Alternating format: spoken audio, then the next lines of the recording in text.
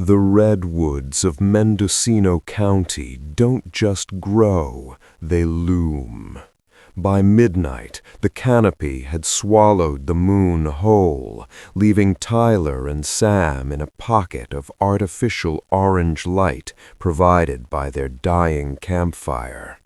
They were 5 miles off any marked trail, deep in a ravine where the air felt thick and tasted of damp mulch. "Did you hear that?" Sam whispered. He wasn't joking anymore. The bravado that had fueled their hike in, the talk of beer and freedom, had evaporated an hour ago. Tyler poked the embers with a stick. "It's just a deer, man, or a raccoon. Gravity makes everything sound like a monster out here." Snap! The sound was heavy.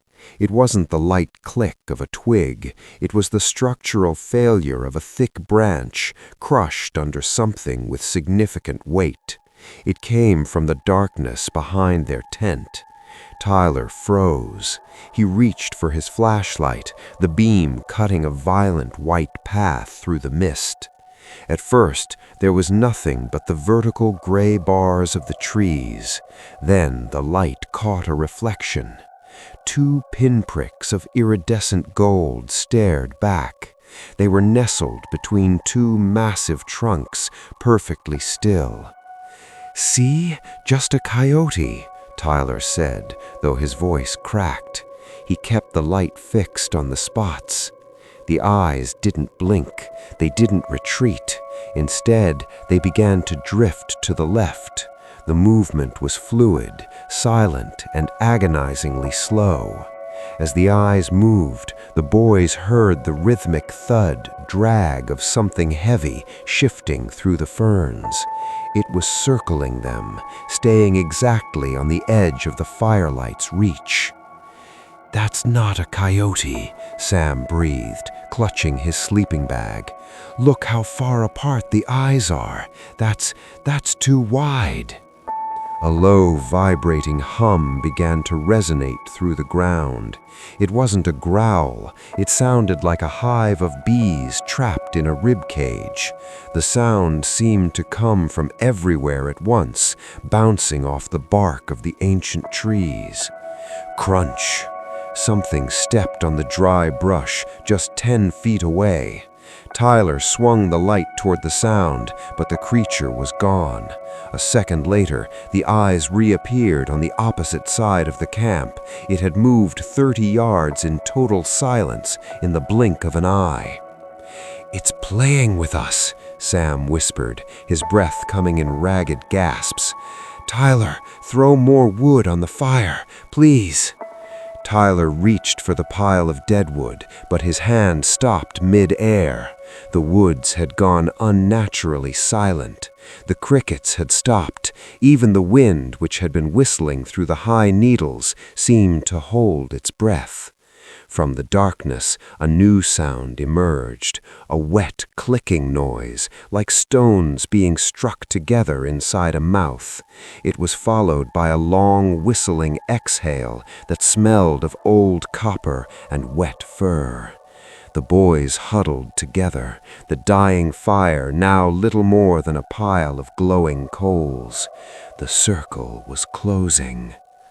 "Maybe if we don't move," Tyler started, but the words died in his throat.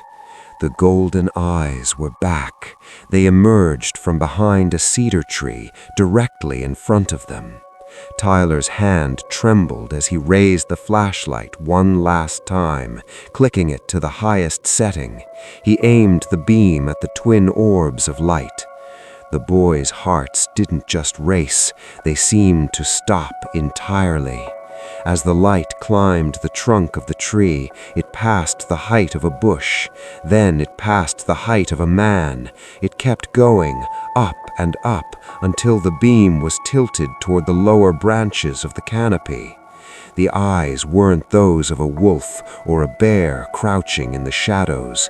They were hovering 12 feet off the ground. The creature wasn't climbing, it was simply standing there, its spindly, impossibly long neck craned downward to peer at them. Two pale, elongated limbs reached down like white birch branches, fingers twitching just inches above the embers of their fire. It wasn't watching them from the woods, it was looking down on them.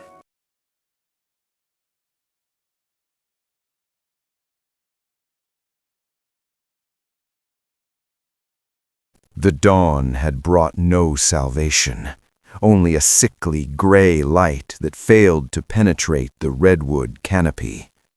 Tyler and Sam had hiked for 10 hours, following their compass north, then south, then west. But as the sun dipped below the horizon for the second time, they broke through a thicket of ferns to find the charred remains of their own campfire. The same flattened grass, the same discarded granola bar wrapper. The forest had folded in on itself, a green labyrinth with no exit. "We didn't turn around," Sam whispered, his voice trembling. "Tyler, we walked in a straight line. I checked the sun. I checked the moss. We should be at the highway." Tyler didn't answer. He was staring at the tree where the eyes had been. The bark was stripped away 12 feet up, revealing pale, wet wood that looked like exposed bone. As the last of the twilight faded, the silence returned, heavy, suffocating, and absolute. Then, from the darkness of the ravine, a sound broke the stillness.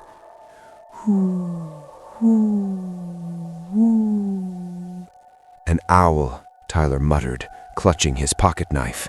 "It's just an owl." But the sound repeated, and this time it warped. The hooting stretched, turning into a high-pitched yip of a coyote, which then curdled into the guttural, wet growl they had heard the night before. Then, the most terrifying sound of all cut through the trees. A sharp, rhythmic tapping, like someone typing on a keyboard. "Tyler?" The voice came from the dense brush to their left. It was Sam's voice, perfectly pitched, carrying the exact tremor of his fear. "I'm right here, dude," Sam said, his face ashen, standing mere inches from Tyler. "I didn't say anything."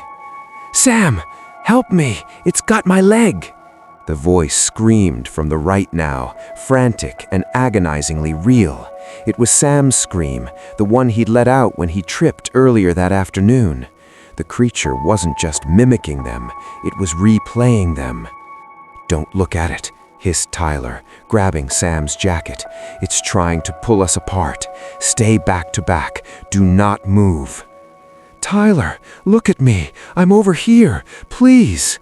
The voice of the other Sam drifted closer, sounding breathless, as if it were running towards them through the undergrowth. Yet, as they scanned the woods with their failing flashlights, not a single leaf moved, no branches snapped, no ferns rustled. The voice was moving through the air like a ghost, disconnected from any physical weight. Suddenly, the forest erupted in a cacophony of their own voices. "Did you hear that? It's just a deer, man. That's not a coyote. Tyler, throw more wood on the fire." The creature was shouting their entire conversation from the previous night back at them, overlapping the sentences into a terrifying wall of sound. The voices circled them, spinning faster and faster, a whirlwind of sonic memories. "Stop it!" Sam screamed, covering his ears. The voices cut off instantly. The silence that followed was so sudden, it felt like a physical blow. "Tyler?" Sam whispered into the dark. "Yeah?" Tyler replied, his voice barely audible. I think it stopped." Tyler turned his head toward Sam, but his friend wasn't looking at him. Sam was staring straight ahead, his eyes wide, his flashlight beam hitting the ground between them. "Tyler," Sam said, his voice coming from his own mouth this time, thin and cold. "If you're standing behind me, then who is talking into my ear?" Tyler froze. He was standing 3 feet from Sam. He wasn't touching him. He wasn't whispering. From the darkness directly behind Sam's head, where there was nothing but empty air 12 feet high, Tyler's own voice emerged. It didn't come from a throat. It vibrated out of the darkness itself, a perfect, chilling replica of Tyler's tone, sounding warm and comforting. "Don't worry, Sam. I've got you." The beam of Tyler's light swung upward. There were no footsteps. There was no rustle of fabric or shift of weight. But there, descending from the blackness above, like a spider on an invisible thread, was a face that looked like stretched parchment, its jaw unhinged, its golden eyes fixed on Sam's neck. It had been hovering over them the entire time, drifting through the branches without making a sound, a silent, weightless predator in a forest that wouldn't let them go.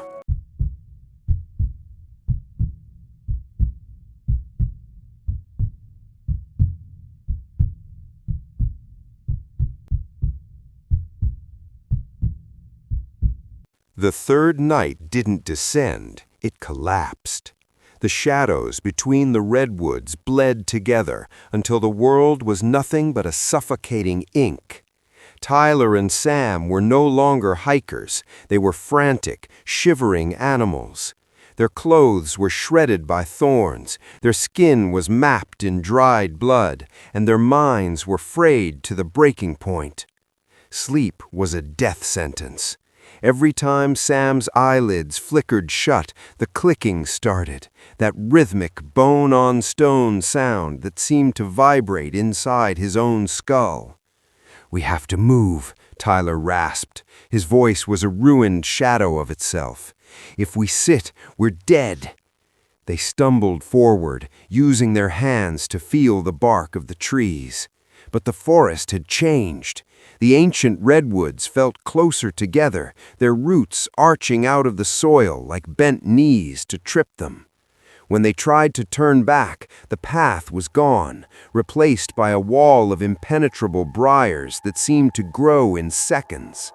The forest wasn't just a setting anymore, it was a throat, and they were being swallowed. A low, harmonic hum vibrated through the damp air. "Tyler!" Sam whimpered, pointing a shaking finger. 30 yards away, the creature finally stepped out of the veil of mist. It didn't hide, it didn't mimic, it simply existed in the open, bathed in the dying light of Tyler's flickering flashlight. It was a nightmare of geometry, a torso that was too short, perched atop 4 spindly, multi-jointed limbs that looked like white, peeled birchwood.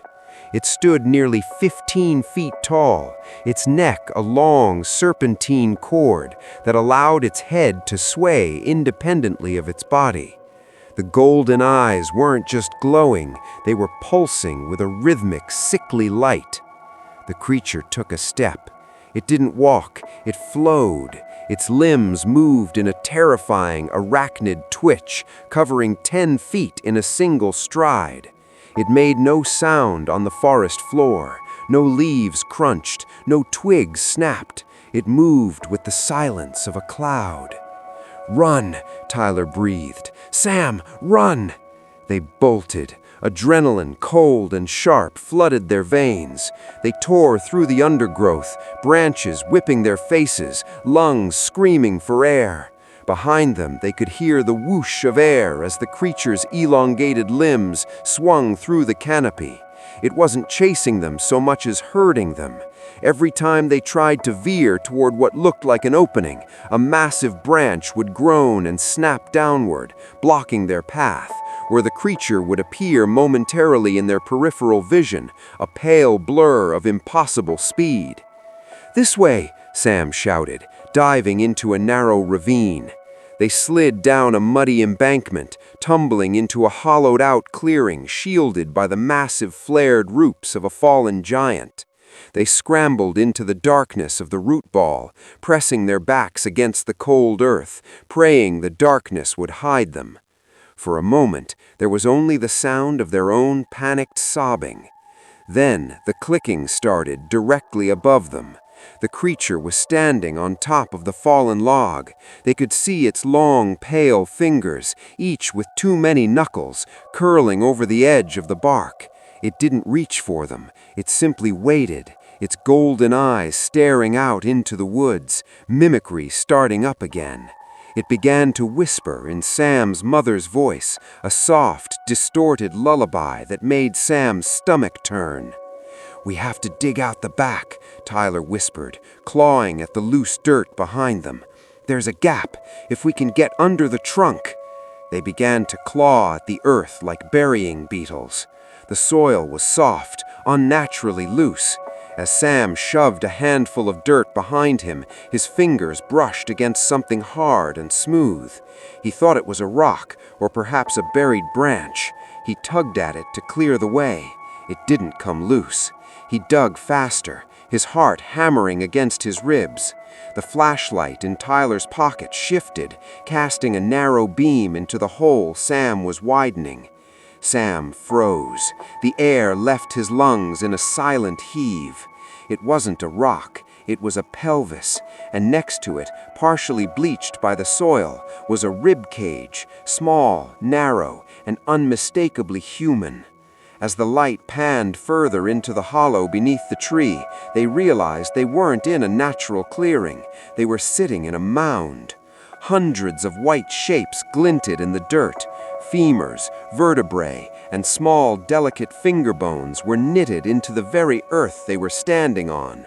This was why the soil was so loose. This was why the trees grew so tall. The entire grove was built on a foundation of those who had been herded here before them. At the very top of the pile, half submerged in the mud, was a skull. A rusted metal scouting badge was still pinned to a scrap of rotted fabric nearby. The clicking above them stopped. The long serpentine neck of the creature slowly craned over the edge of the log, turning upside down to peer into the hollow. It didn't growl, it didn't attack, it simply opened its impossible jaw, and, in a perfect, chilling echo of Tyler's own terrified voice from 2 nights ago, it spoke.